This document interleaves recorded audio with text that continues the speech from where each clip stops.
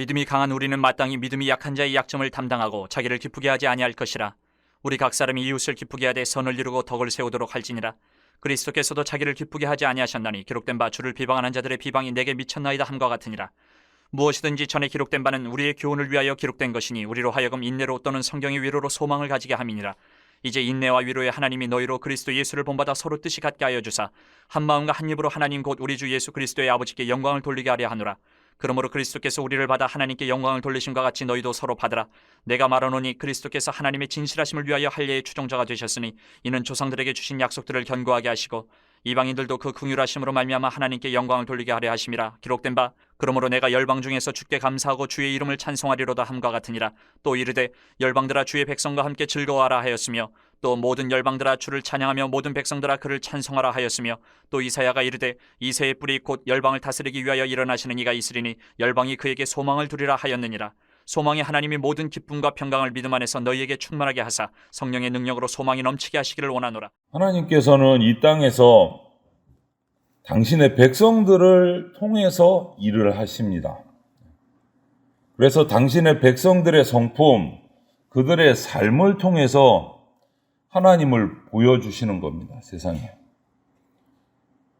당신의 백성들을 통해서 또 특별히 이루고자 하시는 것들이 있습니다. 그게 뭐냐 하면 하나님을 몰랐던 자들이 하나님의 백성들을 통해서 하나님을 알게 하는 것, 그리고 또 하나님의 백성들이 연약한 자들을 배려하고 섬겨서 하나님의 영광에 함께 동참하게 하는 것. 이것들이 하나님의 백성들이 해야 될 일이기도 한 겁니다. 오늘 1절을 보니까 바울은 어제 14절 하반절 말씀처럼 이어서 믿음이 약한 자들에 대한 배려를 계속 이야기하고 있어요. 믿음이 약한 자들에 대한 배려. 왜 이렇게 바울은 약한 사람들에 대해서 강조를 하는 걸까? 그들을 돌봐야 된다고. 왜냐하면 단순해요. 믿음의 뿌리가 약하니까. 믿음의 뿌리가 약하니까. 신앙이 약해서 조금만 어려운 일이 생겨도, 환경이 조금만 어려워져도 쓰러지니까 그들을 돌봐야 된다. 믿음이 강한 사람, 믿음이 장성한 사람들은 웬만한 그냥 어려움에 문제에 부딪혀도 어떻게든 넘어간다라는 거죠. 믿음이 강하기 때문에 쓰러지지 않는다. 그런데 말씀을 잘 모르고 성령님의 함께 하심도 아직 경험하지 못한 신앙의 첫걸음을 내디딘 연약한 지체들은 쉽게 낙심하고 절망하고 이 믿음을 내려놓을 수가 있기 때문에 그들을 돌봐야 된다라고 얘기합니다. 그리고 그런 지체들을 돌보지 않는 것이 사랑을 외면하는 거다라고까지 얘기를 합니다. 그리고 바울은 약한 사람을 도와주는 방법을 이야기를 해요. 2절에 보니까 옆에 있는 지체, 약한 지체들의 행실을 칭찬해 주는 거예요. 칭찬해 주는 거. 특별하게 크게 돕는 것이 아니고 칭찬해 주는 거.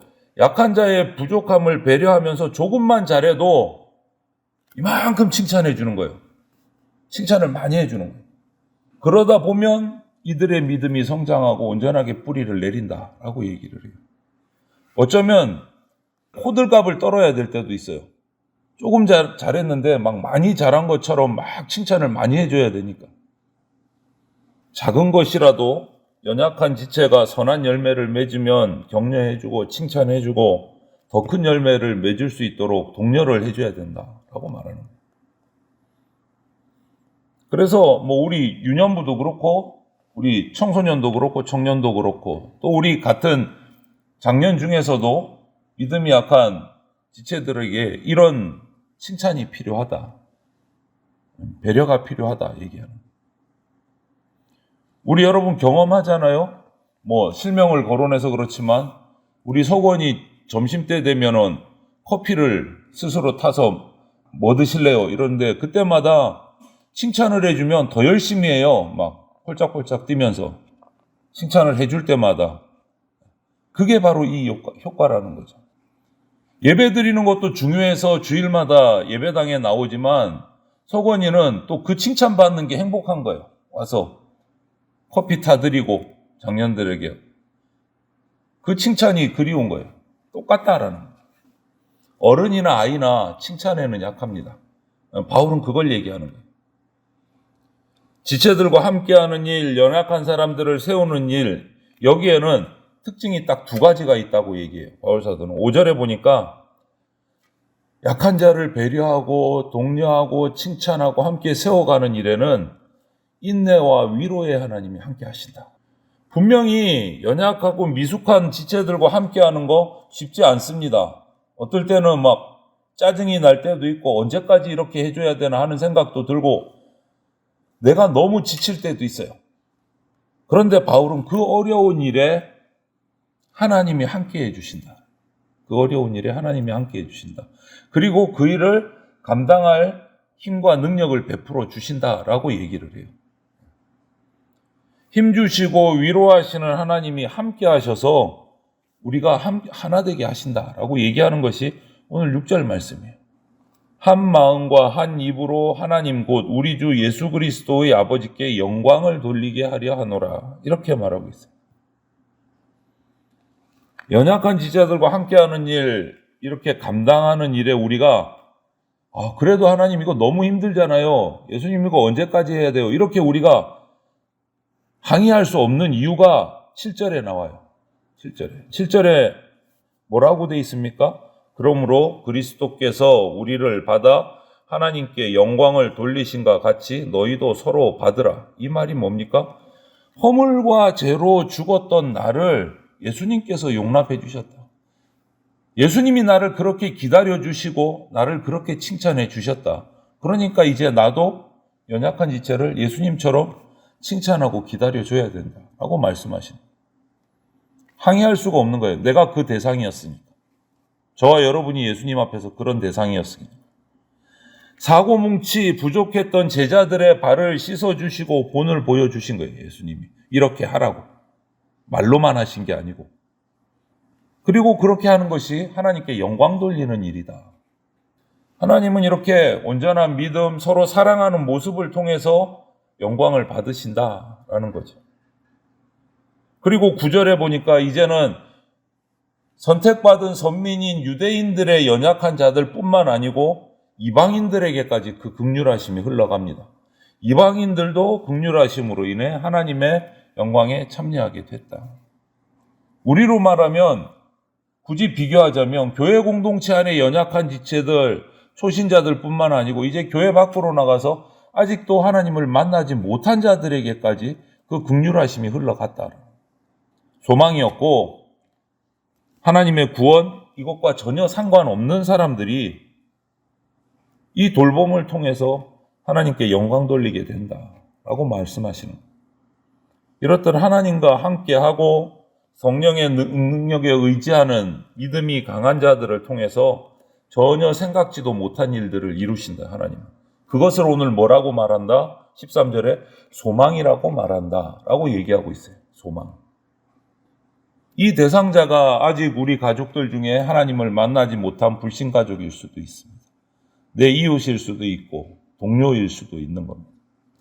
그렇게 우리가 그들을 섬기고 칭찬하고 배려할 때 하나님이 우리에게 새로운 마음, 넓어진 지경을 보여주신다. 그래서 우리가 그런 마음, 새로운 마음과 소망을 가질 수 있도록 오늘 이 말씀을 기억하고 순종해야 할 겁니다. 하나님의 영광, 하나님의 소망 정말 대단하잖아요. 뭔가 엄청난 일을 해야 하나님의 영광을 돌릴 수 있을 것 같고 하늘의 소망을 가질 수 있을 것 같고 그런데 그것이 아니다. 우리의 뭔가 엄청난 노력으로 이루어지는 것이 아니다. 하나님께 영광 돌리는 일은. 그럼 뭐냐? 그냥 하나님의 도우심으로 나보다 부족한 자들과 함께 하나님 앞에 나아가는 것. 그것이 하나님의 영광을 나타내는 것입니다. 뭔가 큰 일 하는 게 아니다. 여러분 기억하십시오. 우리는 하나님의 영광을 위해서, 하나님을 찬양하기 위해서 창조된 존재예요. 저와 여러분들은. 그렇기 때문에 우리가 서로 격려하고 배려하고 위로할 때 하나님은 영광 받으십니다. 뭔가 큰 위대한 일을 하는 게 아니다라는 거죠. 영광을 돌리는데. 그런데 보면 우리 인간들은 좀 심한 말로 이기적이고 좀 부드럽게 얘기하면 자기중심적이에요. 우리 인간이라는 존재가. 그러면 왜 이렇게 이기적이고 자기중심적일까? 이거 태어날 때부터 천성인가? 인간은? 여러분은 어떻게 생각하세요? 우리가 자기중심적이고 이기적인 게 천성입니까? 하나님이 창조하실 때 우리를 이렇게 창조하셨을까요? 아무리 생각해봐도 그런 건 아닌 것 같아요. 왜? 하나님은 사람을 그렇게 창조하지 않으셨어요. 왜? 지을 때마다 뭐라고 하셨습니까? 보시기에 좋았더라. 특별히 사람을 창조해 놓으시고는 보시기에 심히 좋았더라. 하나님이 보시기에 심히 좋았는데 이렇게 이기적인 인간을 만들어 놓고 심히 좋았다고 하셨을까요? 그거는 아닐 겁니다. 그럼 왜 이렇게 됐을까? 죄 때문에요. 죄로 인해서 타락하고 우리 이 피조 세계에 문제가 생기기 시작했어요. 죄 때문에. 우리가 이기적이고 자기중심적이게 된 것도 바로 이 죄의 타락의 문제 때문에 시작된 겁니다. 그런데 하나님께서는 예수님과 성령님을 통해서 이런 문제조차도 해결해 주신다.